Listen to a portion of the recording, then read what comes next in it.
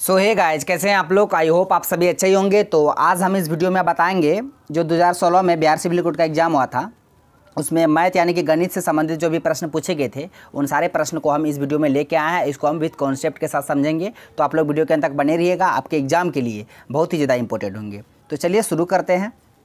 पहला क्वेश्चन है एज से यानी कि आयु से। क्वेश्चन को समझना है, पढ़ना है, उसके बाद ही बनाना है। ठीक है, क्वेश्चन हम पहले पढ़ देते हैं कि एक लड़की और एक लड़का की वर्तमान आयु का अनुपात है 5:4। 4 वर्ष पहले लड़का की आयु 24 वर्ष थी, तो 5 वर्ष बाद लड़की की आयु क्या होगी आपको ये बताना है।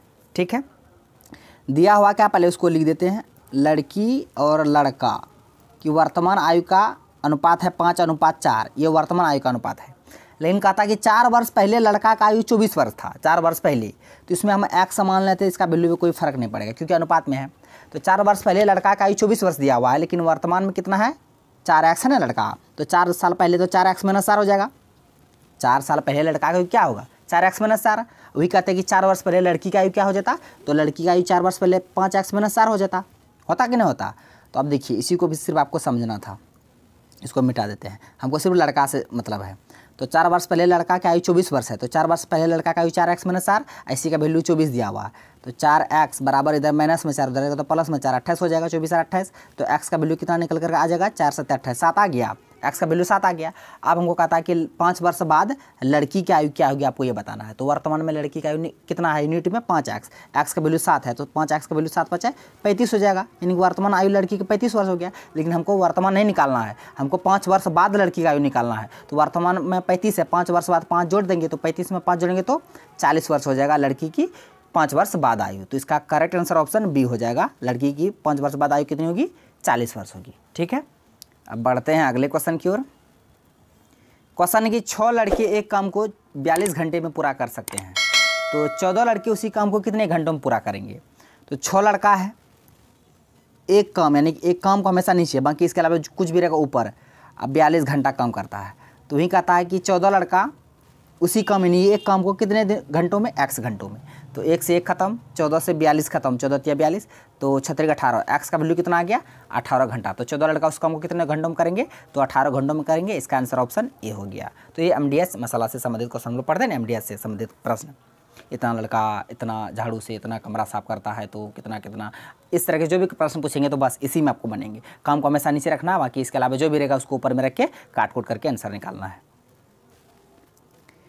नेक्स्ट है कि 1800 रुपया की राशि पर 4% प्रति वर्ष की दर से 2 वर्ष के लिए अर्जित चक्रवृद्धि ब्याज क्या है। देखिए, कोई भी एग्जाम की अगर आप तैयारी कर रहे हो, SI CI से संबंधित एक प्रश्न पूछेंगे आपके एग्जाम में, जो कि बहुत ही इंपॉर्टेंट टॉपिक है। SI CI हुआ, उसके बाद टाइम एंड वर्क हुआ, ये सब टॉपिक बहुत इंपॉर्टेंट है।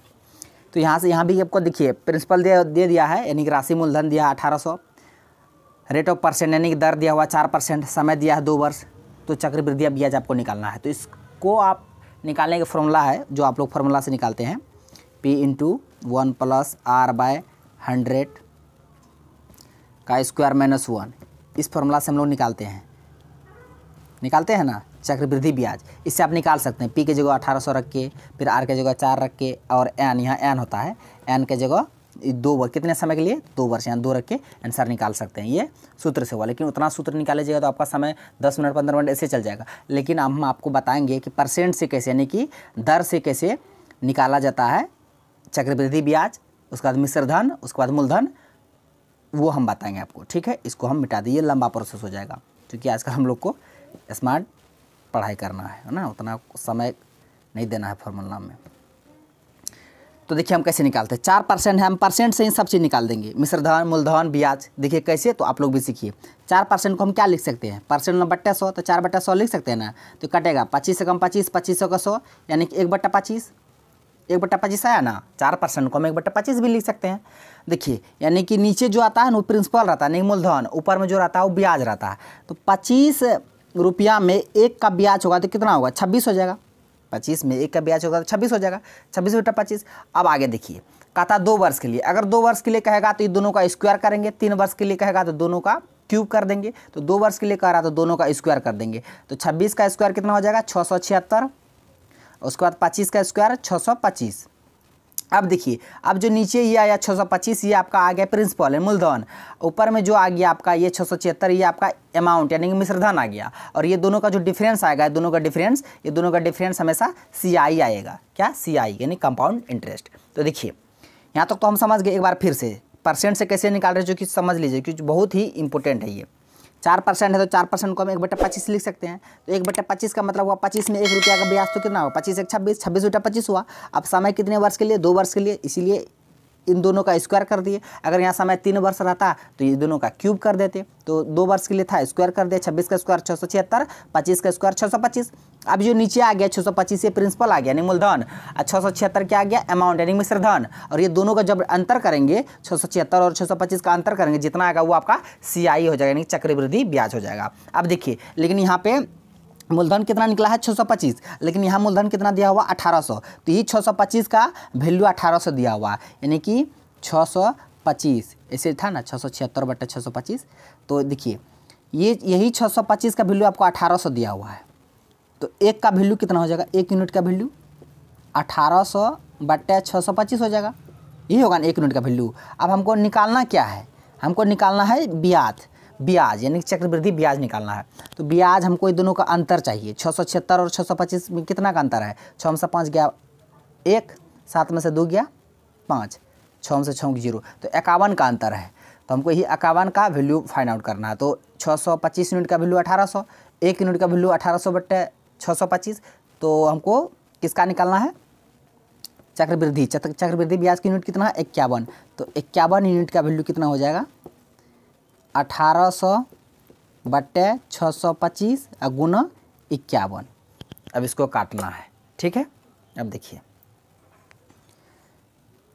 एक न्यू पेज ले लेते हैं। कितना था? 1800 था, गुना 51 था, बट्टे 625 था। अब हम काटते हैं इसको। 5 से अगर काटेंगे तो 5 कम 5, 5 दूना 10, 25 25, 125 बार में। अब 5 से इसको काटेंगे तो 5 दिया 15, उधर चले गया कितना? 3 3 5 36, 360। उसके बाद देखिए फिर इसको काटिए, कितना? 25 पंचे 125, 5 से, फिर 5 से इसको काटिएगा तो कितना? 72 पंचे 360। अब क्या आ गया?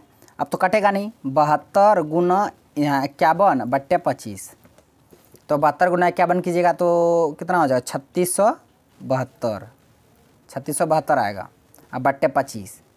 अब इसको काटिएगा तो भाग कीजिएगा तो आएगा 146.88। इतना रुपया आ जाएगा चक्रवृद्धि ब्याज। तो ऑप्शन में है, ऑप्शन 146.88 ऑप्शन डी में है। तो ऑप्शन डी आपका करेक्ट आंसर हो जाएगा। तो देखिए परसेंट से ऐसे निकाला जाता है, क्योंकि ये परसेंट मतलब दशमलव में आ गया, इसलिए आप लोग को उतना मतलब लंबा चौड़ा अगर चले गया। अगर दशमलव में नहीं आएगा तो बहुत शॉर्ट में बनेगा। कैसे बनेगा वो हम आपको बता दिए। 4% था, 4% को हम 1/25 लिख सकते हैं। 1/25 का मतलब 25 में 1 का ब्याज, तो 26/25 हुआ। समय 2 वर्ष था इसलिए दोनों का स्क्वायर कर दिए। 26 का स्क्वायर 676, 25 का स्क्वायर 625। आप ये नीचे जो आ गया वो प्रिंसिपल यानी मूलधन आता है, ऊपर में जो रहता है वो अमाउंट आता है। ये दोनों का डिफरेंस हमेशा CI आता है। तो यहाँ पे प्रिंसिपल 625 था, लेकिन यहाँ प्रिंसिपल 1800 दिया था। 625 का वैल्यू 1800, तो एक यूनिट का वैल्यू 1800/625। अब हमको चक्रवृद्धि ब्याज चाहिए, तो ये दोनों का डिफरेंस कितना? 51। तो 51 यूनिट का वैल्यू कितना हो जाएगा? तो 51 यूनिट का वैल्यू 1800/625 गुना 51। तो वहीं पे किए 1800/625 गुना 51 काटे इसको, तो 3672/25। अगर इसको भाग दीजिएगा तो 146.88 रुपया आ जाएगा। तो इसका CI कितना आ जाएगा? 146.88 रुपया। इसका आंसर ऑप्शन डी हो गया। ठीक है, अब बढ़ते हैं अगले क्वेश्चन की ओर। ये सब खासकर CI बहुत मतलब हार्ड चैप्टर है। अब परसेंट से अगर इस तरह बनाइएगा तो बहुत आसान से बन जाएगा कम समय में। नेक्स्ट है औसत से एवरेज से। देखना प्रत्येक टॉपिक से एक एक प्रश्न पूछा गया था। 7 लड़का है जिसका शारीरिक वजन जो है वेट है 70 kg, 64 kg, 55 kg, 81 kg, 45 kg, 76 kg और 92 kg है। तो सभी 7 लड़कों का औसत शारीरिक वजन क्या होगा एवरेज, आपको वो बताना है। ठीक है, तो औसत बराबर क्या होता है? संख्याओं का योग बटा संख्याओं की संख्या। हमको सबको पता है, तो सबका योग करना है। यानी कि 70 + 64 + 55 + 81 + 45 + 76 + 92 बट्टे कैट हुआ है 1 2 3 4 5 6 7 7। आप सबको जोड़ देना है, जितना आएगा 7 से भाग करना है। आप सबको जोड़िए। 0 है यहाँ पे, 0 यहाँ 4 है, 4 4 5 5 4 9 9 1 10 10 5 15 15 6 21 21 2 23 23 का 3 हासिल 2 7 6 13 13 5 18 18 8 26 26 4 30 30 7 37 37 9 42 हासिल 2 था 42 2 43। यहाँ 43 नहीं आएगा, रुकिए एक बार और, एक बार 2 हासिल 3 था ना, तो रुकिए यहाँ थोड़ा गड़बड़ हो गया, ये फिर से जोड़ देते हैं।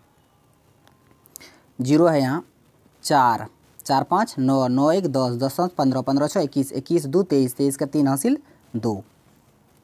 उसके बाद यहाँ 7 6 13 13 5 18 18 8 8 16 26 26 4 30 30 7 37 37 9 37 9 कितना होता है 9 7 16 46 37 9 46 हासिल 2 48, यानी कि 483 बट्टे 7। इसको भाग अगर काटिएगा तो 7 6 42, उधर 6 7 7 6 42 और उसके बाद 6 3 7 9 63 69 आ जाएगा। कितना 69। तो इसका करेक्ट आंसर जो हो गया ऑप्शन ए हो गया 69 kg, यानी कि सातों लड़कों का जो शारीरिक वजन होगा 69 kg होगा। बस हम कुछ नहीं किए, औसत निकालना था तो सबको जोड़ करना है, जितना kg दिया हुआ था वजन सभी को ऐड कर देना था, 7 से भाग कर देना था, सबको ऐड कर दिए तो 483 आ गया। अब 483 को 7 से भाग किए तो 69 kg आ गया। नेक्स्ट है 2 और 54 के बीच 2 मध्यानुपाती ज्ञात करें। मध्यानुपाती का फॉर्मूला होता है √√AB, मध्यानुपाती बराबर, ठीक है। तो ए है 2, बी है 54। अब देखिए इसको अगर गुना कीजिएगा तो कितना होगा, 54 दूना 4 दूना 8 5 दूना 10 108 आ गया। 108 किसी का वर्ग होता है, नहीं होता है। अब 108 ऑप्शन में देखिए क्या ऑप्शन से इसको मतलब ज्ञात कीजिए। 2 दिया हुआ 6 और 12, हमको 2 मध्यानुपात चाहिए, ये दोनों गुना कीजिए कितना आता है 12 6 72 आता है। 72 है या नहीं है, उसका ये दोनों गुना 9 6 54 54 है, नहीं है, ये भी नहीं होगा, ये भी नहीं होगा। इसको गुना कीजिए 18 गुना 12 कीजिए तो बहुत ज़्यादा आ जाएगा। उसके बाद 6 गुना 18 कीजिएगा तो 18 छक के 108 108 आता है ना, तो 108 यहाँ भी है। तो जो 2 मध्यानुपाती आएगा वो 6 और 18 आएगा। इसका करेक्ट आंसर ऑप्शन बी हो गया 6 और 18। तो मध्यानुपाती का ये फॉर्मूला याद रखिएगा √√AB। ए का वैल्यू का 2 था, बी का 54, तो दोनों के गुना किए मल्टीपल किए तो 108 आ गया। आप ऑप्शन देखिए कि किन 2 ऑप्शन में 4 ऑप्शन में से गुना करके हमको 108 पुराना था, तो ऑप्शन छांट लिए, ये तो होगा नहीं, ये तो होगा नहीं, बचा क्या 6 और 18। तो 6 और 18 को गुना कीजिएगा तो 108 आ जाएगा। इसी पे एक क्वेश्चन भी दिया लास्ट में, उसका आंसर को आप लोग को कमेंट बॉक्स में देना होता है, ठीक है। इस क्वेश्चन को देख लेते हैं कि यदि संख्या को स्वयं के 2/5वें भाग से जोड़ा जाता है, कोई संख्या मान ली x मान लिए, तो ये संख्या है इसी स्वयं के 2/5 भाग से, 2/5 भाग का मतलब हुआ 2x/5, यहाँ गुना नहीं होगा अभी, है ना। तो पहले कहता है कि कोई संख्या है, संख्या को स्वयं के 2/5 भाग से जोड़ा जाता है, तो हमको जोड़ना है स्वयं के 2/5 भाग से। तो x का 2/5 मतलब क्या हुआ 2x/5। अब दोनों को जब जोड़ेंगे तो मान क्या निकल कर आ जाएगा 455 आएगा। तो बस इसको सॉल्व करके आपको x का मान निकालना है। तो यहाँ कुछ नीचे कुछ नहीं तो 1 रहता है ना, भी इनका जोड़ कीजिएगा तो 5 गुना x 5x प्लस 2x/5 बराबर 455। तो 5 2 7x 7x/5 बराबर 455। अब देखिए ये 7 से कटेगा, ऊपर में दोनों तो कट जाएगा, 7 6 42 और 3 7 5 35, यानी कि 65 बार में। तो x का वैल्यू कितना आ जाएगा, ये दोनों गुना हो जाएगा कोना कोनी, 65 गुना 5 5 25 6 5 30 2 32, यानी कि 325 आ जाएगा। तो 325 किस ऑप्शन में है, ऑप्शन सी में है। तो बस कुछ नहीं है, एक बार हम फिर से पढ़ देते हैं क्वेश्चन में कह क्या रहा है। मतलब क्वेश्चन को पढ़िएगा समझिएगा तब ये बनेगा। क्वेश्चन कहता है एक संख्या मान ली x मान ली, कहता उसी के 2/5, उसी का 2/5 2x/5 भाग से जोड़ा जाता है। जब दोनों को जोड़ देंगे तो मान कितना निकल कर आ जाता है 455। इसी को सॉल्व करके आपको x का मान निकालना होता है, ठीक है। इसका आंसर ऑप्शन सी हो गया। नेक्स्ट है कि एक संख्या का 61%, संख्या x मान ली, उसका 61% यानी 61/100 कितना है 9028 है। तो एक संख्या का 61% 9028 है। तो यहाँ पे आपको कहता है कि उसी संख्या का 46% क्या होगा। पहले यहाँ पे आपको संख्या निकालना होगा, यानी कि x का मान निकालना होगा, फिर जितना आएगा उसका फिर 46% जितना आएगा तब वो आंसर होगा। ठीक है, इसको बनाइएगा कैसे, इसको कर देखिए, x है गुना, यहीं पे काट दीजिए ना, हम बार लिख का रहे हैं, ऊपर ऊपर कटेगा है ना, ये भी ऊपर में भी अगर इसको काटिएगा ना तो कितना बार में कटेगा, 148 बार में कटेगा। कितना बार में, 148 बार में। तब फिर x का वैल्यू कितना आ जाएगा, 148 गुना 100 कीजिएगा तो 148 में डबल जीरो बैठ जाएगा, तो x का वैल्यू इतना आ गया। अब फिर कहता है इसी का 46%, यानी कि 14,800 का 46% कितना होगा, 2 जीरो से 2 जीरो खत्म हो जाएगा, 148 को 46 से गुना करना है मतलब आपको, तो कितना होगा, 148 को 46 से अगर गुना कीजिएगा तो हो जाएगा 6,808। तो इसका आंसर हो जाएगा ऑप्शन डी, 6,808। ठीक है,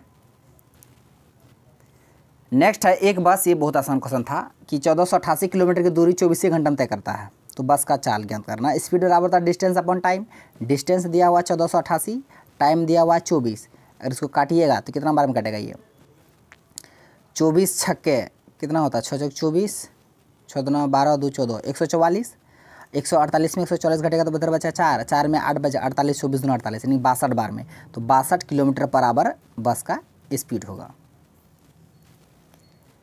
नेक्स्ट है एक वर्ग का क्षेत्रफल दिया हुआ, तो वर्ग का क्षेत्रफल ए स्क्वायर यानी भुजा स्क्वायर होता है, तो भुजा स्क्वायर का मान 256 दिया हुआ है, तो ए का मान कितना हो जाएगा, इधर स्क्वायर में अंदर जाएगा तो रूट में चल जाएगा, तो 256 किसका होता है, वर्ग, तो 16 का होता है, तो ए का वैल्यू 16 आ गया। तो कहता है उसके परिमाप के दुगने का मान, तो परिमाप होता है 4 गुना भुजा, तो ए का मान है 16, तो 4 ए, तो 4 ए यानी 16 चौके 64, 64 आ गया उसका परिमाप, लेकिन 64 आंसर नहीं हुआ, कहता है उसके परिमाप का 2 गुना, परिमाप 64 निकला, इसी का 2 गुना कर दीजिए, कितना हुआ, 4 दूना 8, 6 दूना 12, यानी 128 आपका आंसर हो जाएगा ऑप्शन डी। अगर सिर्फ परिमाप पूछता तो 64 हो जाता, लेकिन उसका 2 गुना पूछा था। देखिए कमेंट बॉक्स आ गया, इसका आंसर को आप लोग को देना होगा कि 4 और 16 का मध्यानुपातिक ज्ञात करें, तो मध्यानुपातिक का सूत्र हम बताइए दिए रूट अंडर ए बी, तो इसको बैठा के जितना आएगा आंसर को आप लोगों को कमेंट बॉक्स में देना। तो फ्रेंड्स आज का क्वेश्चन बस इतना था, सारे क्वेश्चन को विद कॉन्सेप्ट के साथ बता दिया। आई होप आपको वीडियो पसंद आया होगा, यदि वीडियो पसंद आया तो मेरा वीडियो को लाइक कीजिए तथा मेरा यूट्यूब चैनल कर दीजिए जैसे डाको सब्सक्राइब करें और बेल आइकन को भी हिट कर दीजिए ताकि हर एक लेटेस्ट वीडियो का नोटिफिकेशन तुरंत आप तक पहुँच जाए। थैंक्स फॉर वॉचिंग वीडियो, धन्यवाद। अब मिलते हैं नेक्स्ट वीडियो में नेक्स्ट टॉपिक के साथ, तब तक के लिए जय हिंद।